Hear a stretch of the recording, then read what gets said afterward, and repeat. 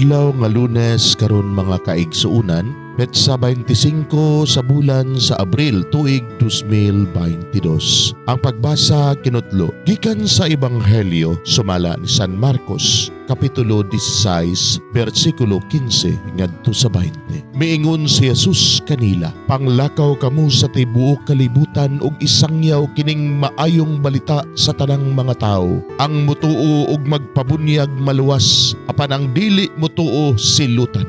Ug mao kini ang timaan nga mabatunan sa mga buto. Sa akong ngalan maghingilin silag mga yawa ug manulti silag lain-laing mga sinultihan. Makakupot silag mga halas ug kun makainom silag hilo, dili sila maunsa. Itapion nila ang ilang mga kamot sa mga masakiton ug mga ayo sila." Human makigsulti kanila ang Ginoong Jesus, gibayaw siya ngadto sa langit ug milingkod sa to sa Dios, ug nang lakaw ang mga tinun-an ug nagsangyaw sa maayong balita sa tanang dapit.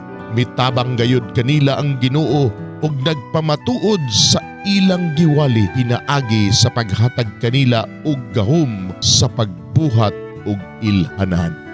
Mga igsoon, ang Ebanghelyo sa Ginoo, daygon ikaw o Kristo.